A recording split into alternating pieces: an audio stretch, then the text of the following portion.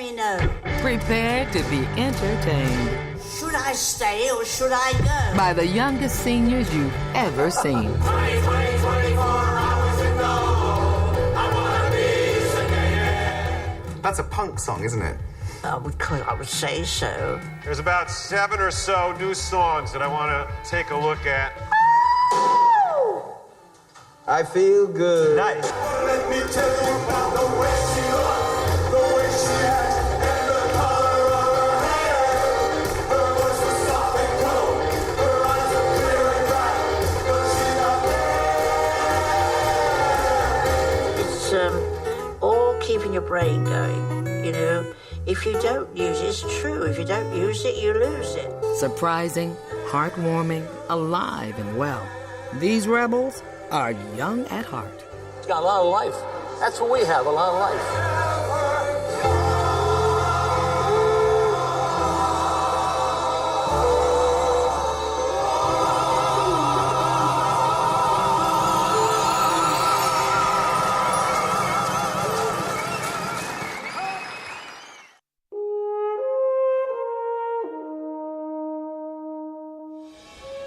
I entered the Montana wilderness to make a film about wild horses.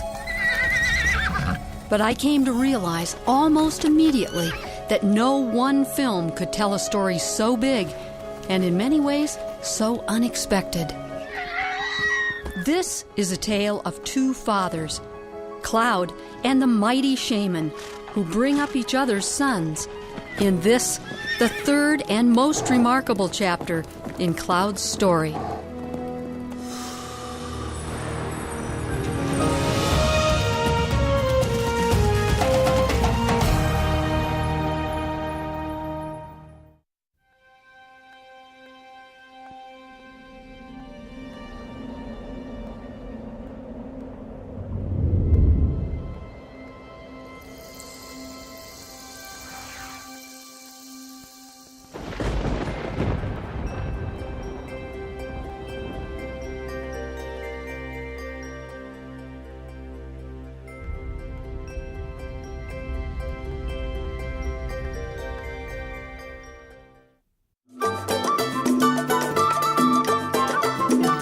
How do you know you're living smart? I think living smart for me means working at a balance. And I don't think it's something that's ever done in one's life. You know, you can't check that off and say, okay, now I'm a balanced person. Because we're always getting new input and experiences in our life. So for me, living smart means that I have a good body, mind, spirit balance. And there's always new pieces coming into that where I have to integrate them into my life. We have a word, Ubuntu. It means a person's humanity is measured according to their relationship with others.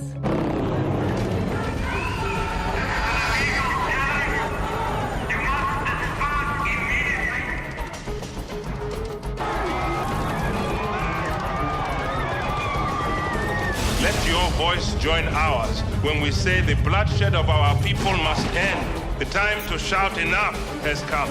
Tell me how we can help.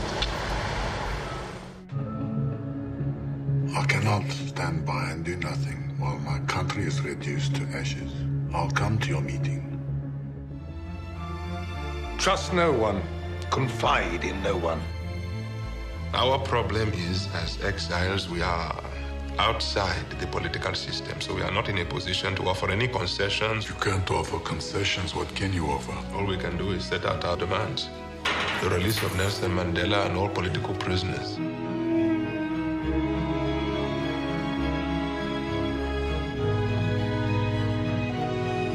We go now to Victor Verster Prison, where Mr. Mandela, the man who's been imprisoned for nearly 3 decades, will be appearing in public for the first time.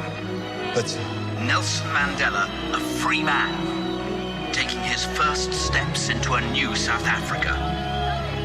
The day for which he too has waited so long.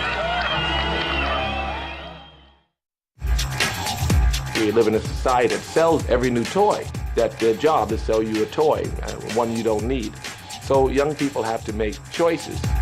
You have to know what your financial goals are. We want our restaurant to take us to our retirement. But I have to be realistic. I'm like, you have to start planning now. With interest, late fees, penalties, I acquired over $30,000 in debt. I'm trying to get things situated so I don't go into my life with all this debt and I can actually have credit, good credit. If you're in school or working full-time, we've got news for you. Basic info on banking, credit cards, taxes, and insurance. This show is all about your life and your money.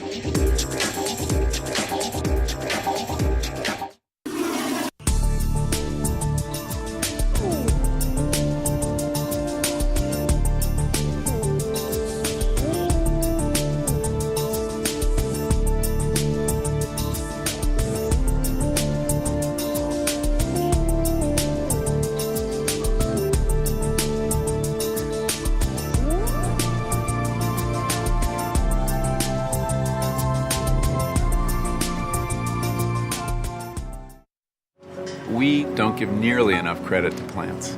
They've been working on us. They've been using us for their own purposes. The tulip, by gratifying our desire for a certain kind of beauty, has gotten us to take it from its origins in Central Asia and disperse it around the world. The potato, by gratifying our desire for control, the control over nature so that we can feed ourselves, has gotten itself out of South America and expanded its range far beyond where it was 500 years ago. And the apple, by gratifying our desire for sweetness, begins in the forests of Kazakhstan and is now the universal fruit. These are great winners in the dance of domestication.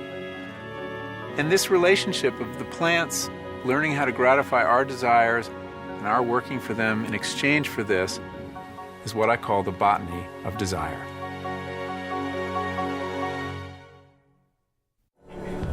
You have to go to Bangor, Maine. You can't believe the kind of welcome that the troops get. And it doesn't matter what time of the day or night these flights are coming in, there are people that show up every single time. Welcome home, heroes.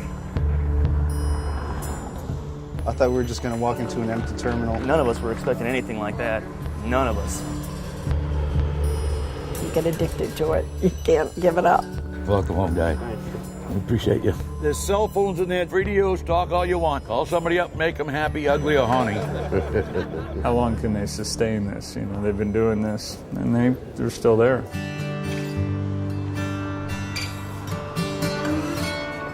It don't stop for you to get on or get off. The world just keeps right on turning. Death is something uncontrolled by human beings. Age, how rich you are, what you're doing, doesn't enter the picture. You're gone. I can't do this.